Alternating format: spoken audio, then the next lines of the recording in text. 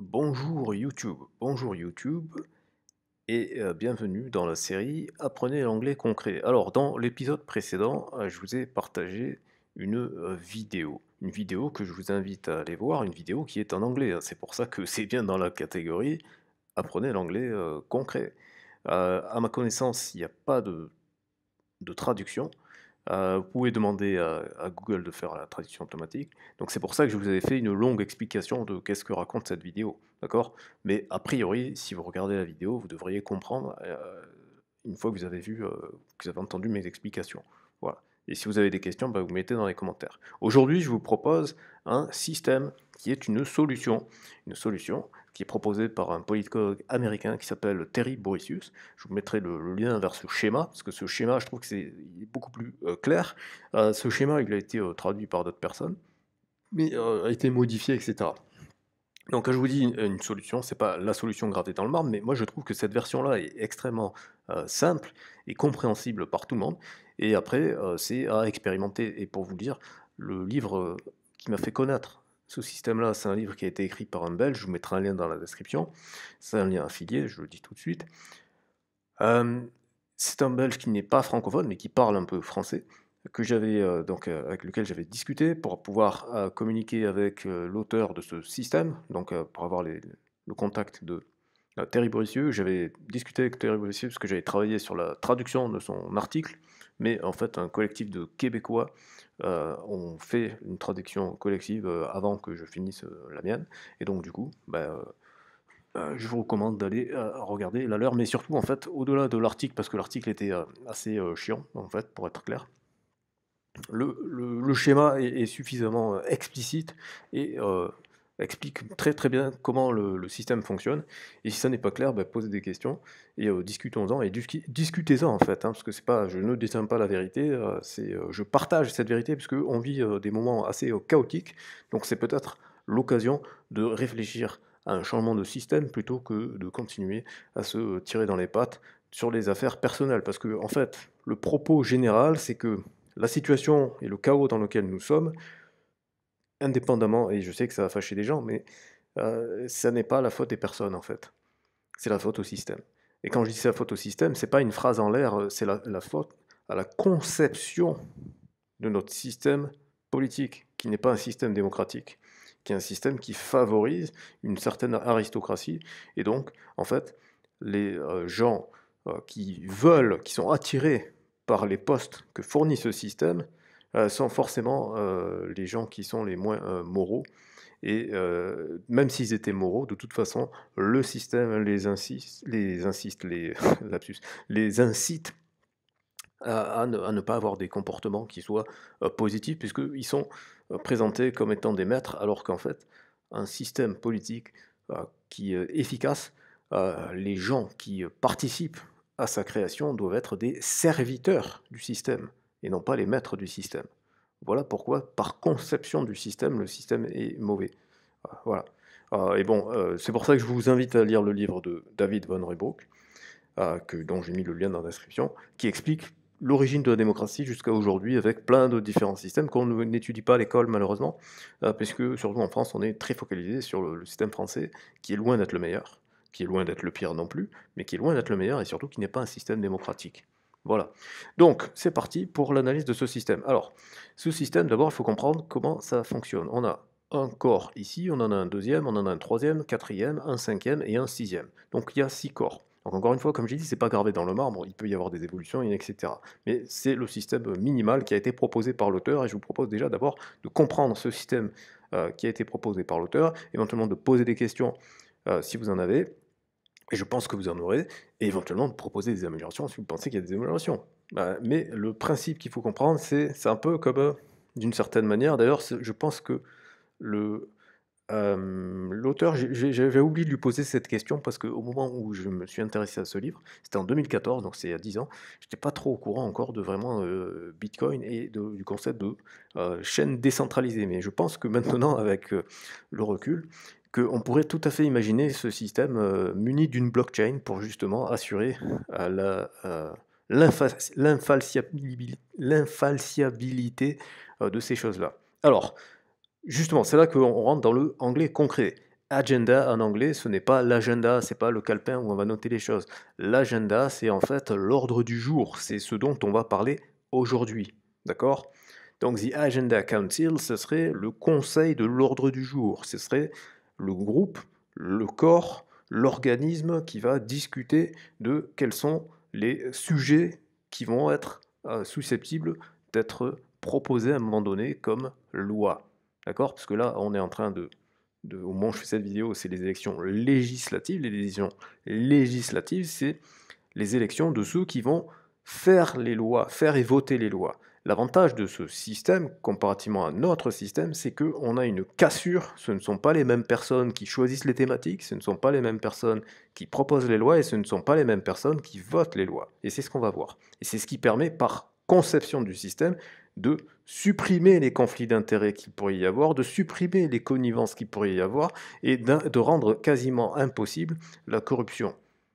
Donc c'est pour ça que c'est véritablement en termes de système qu'il faut raisonner et non pas en termes de personnes. Et c'est pour ça qu'il faut sortir des prismes de échelle linéaire gauche-droite, de encartage telle partie. Non, c'est le système qu'il faut revoir.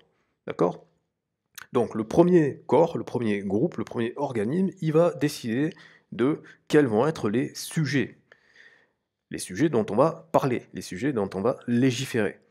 Donc, premièrement, quelle est la taille de ce corps? Quelle est la taille de cet organisme? La taille de ce groupe, c'est de 150 à 400 personnes, avec possiblement des sous-comités. Maintenant, comment est-ce que est composé ce groupe? Ce groupe va être composé par tirage au sort parmi des volontaires. Maintenant, quelle va être la durée de ce corps? La durée, elle va être illimitée. C'est-à-dire que les gens vont travailler à temps plein. Pourquoi? Parce qu'il y a toujours des sujets dans la société dont on va avoir besoin de discuter. C'est le principe même de la société, d'une société vivante. Ça évolue, il y a des nouveaux sujets qui apparaissent. Maintenant, comment est constitué? Parce que ça ne veut pas dire que les gens qui vont participer à ce corps, ils vont rester là ad vitam aeternam. Bien au contraire, il y a une rotation qui va être effectuée tous les 3 ans, avec en plus un tiers de la chambre du corps qui va être renouvelé chaque année. Ce qui fait que chaque année, il va y avoir un tiers de nouvelles personnes. Ce qui fait que déjà, au bout de 3 ans, il n'y aura plus aucune personne qui était là au premier tour, et chaque année, donc, il y a un renouvellement. D'accord? Donc, c'est-à-dire que les personnes qui sont rentrées ne peuvent pas y revenir, c'est ça le non-renewable, c'est que les personnes ne peuvent pas y revenir, mais chaque année, each year, one third, donc un tiers du corps est modifié chaque année. Et ces gens-là, donc, sont payés pour ce travail, pour ce service à la nation. Ou j'ai dit à la nation, mais en fait, ça peut aussi être appliqué à une échelle locale, dans une mairie, dans une région, un département, ce que vous voulez. Donc ça, c'est le premier corps. Le corps qui va décider de quels sont les sujets dont on va discuter. Maintenant, il y a le deuxième corps. Je vous le dis tout de suite, personnellement, je trouve que ce deuxième corps est mal organisé et qu'on devrait le présenter d'une autre manière. Mais je vous ai dit, je vous présente d'abord le système original, sachant que c'est pas gravé dans le marbre, mais je pense que c'est déjà une structure déjà très intéressante. Donc ce deuxième corps, il est appelé les groupes d'intérêt. D'ailleurs, c'est pas vraiment un corps parce que c'est des groupes. Les groupes d'intérêt, c'est eux qui vont proposer les lois qui vont être soumises à considération. Donc déjà, la formulation, c'est un petit peu... Mais ça rajoute un tampon, en fait, intermédiaire entre ceux qui ont décidé des thématiques à ceux qui vont faire l'étape d'après, qui vont proposer des lois, qui vont proposer... qui vont faire une première sélection, si vous voulez, en fait. Donc ces gens-là, c'est des petits groupes de 12 personnes. Et par contre, le nombre de petits groupes va être illimité. Il est composé de volontaires. Donc là, il n'y a pas de sélection au hasard, ce sont les volontaires. Et la fréquence, c'est autant de fois qu'ils le veulent. Et par contre, la durée pour pouvoir donner une sélection, il y a une certaine date limite qui n'est pas précisée ici. Par contre, ces gens-là ne sont pas payés. Donc c'est là que je trouve que cette étape-là, elle mériterait d'être améliorée parce que, à mon sens, elle a des défauts. le coup d'après, là, ça va être les groupes de révision. Les groupes de révision, c'est là où on commence à graver les choses dans le marbre.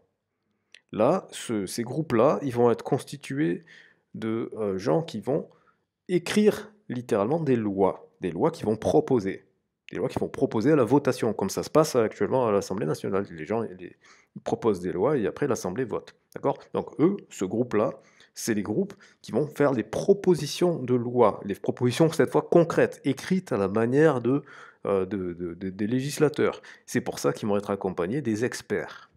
Vous voyez? Draft bills, ça veut dire c'est les propositions de loi.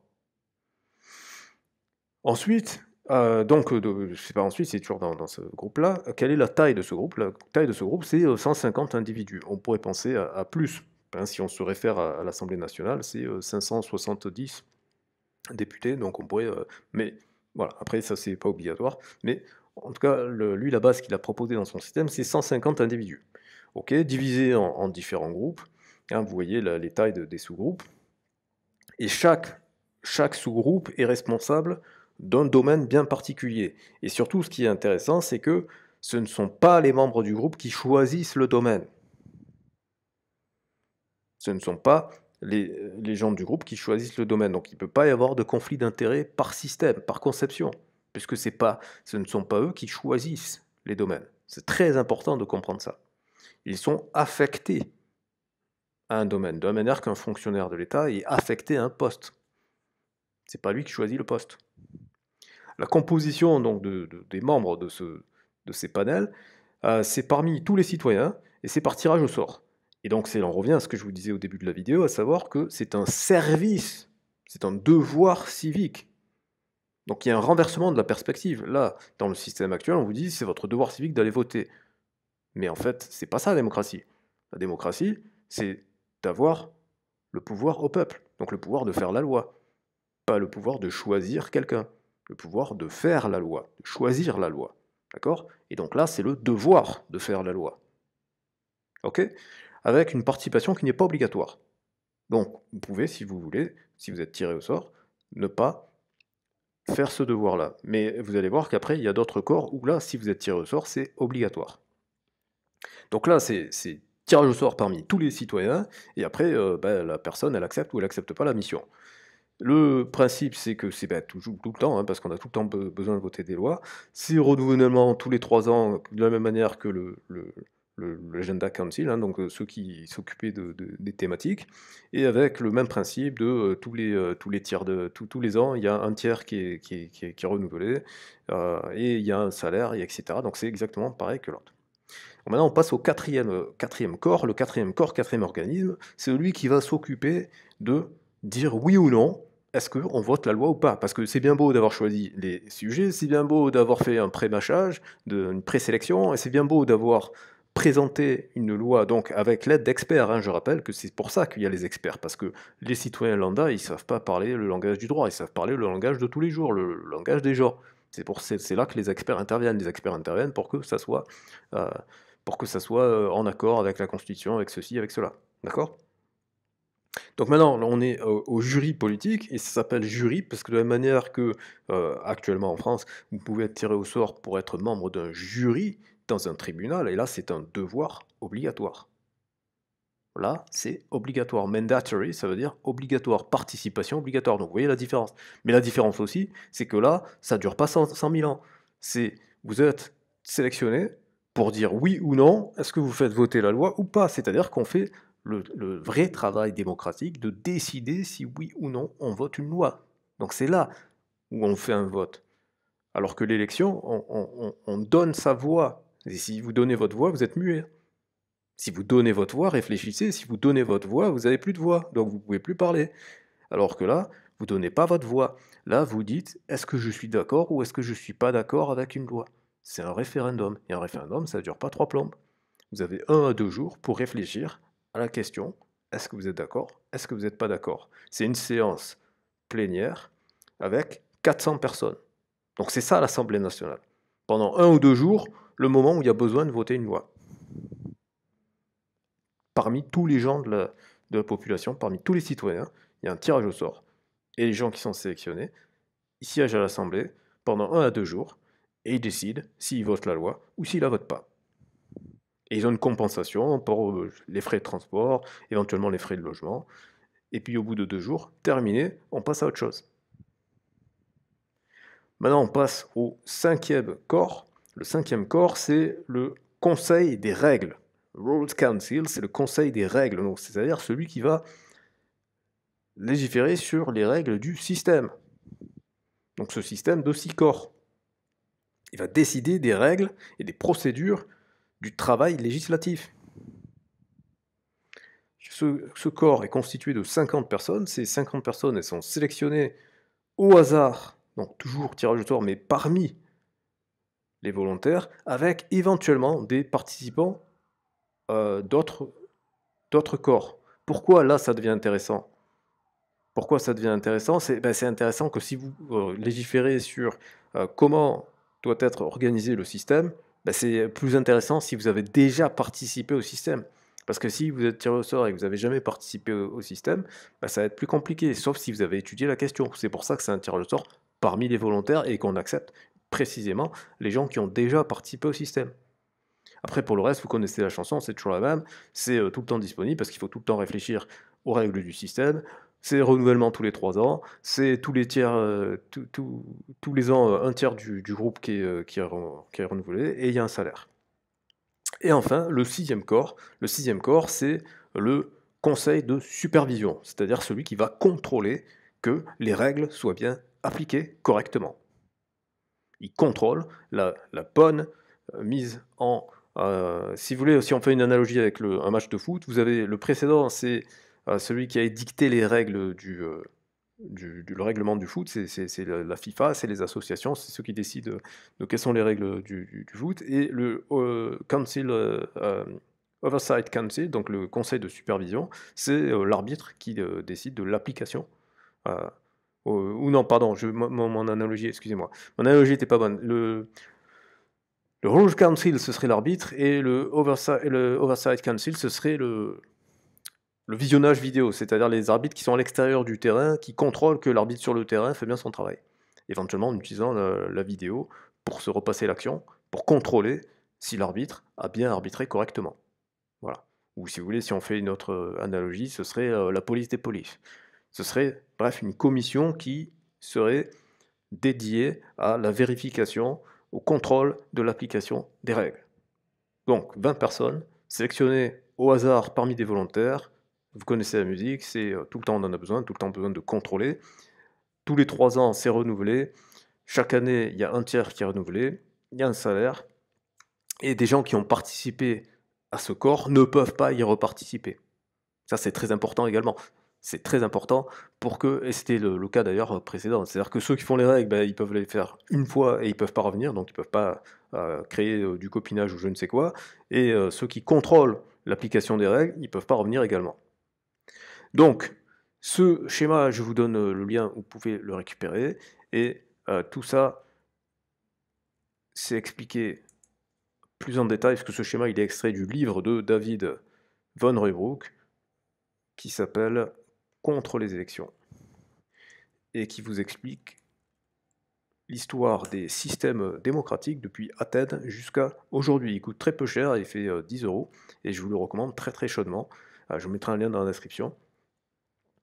Et je vous dis à très bientôt pour une prochaine vidéo. Dites-moi dans les commentaires si vous avez des questions par rapport à ça. Vous avez le lien pour aller consulter le schéma, et je vous invite à le partager et à discuter avec le maximum de gens. Et vous avez donc Terry Borisius qui est l'auteur de ce système, si vous voulez aller plus loin. Mais je vous invite d'abord, si vous ne connaissez pas ce système, à lire le livre. Ça vaut vraiment le coup, c'est vraiment très utile.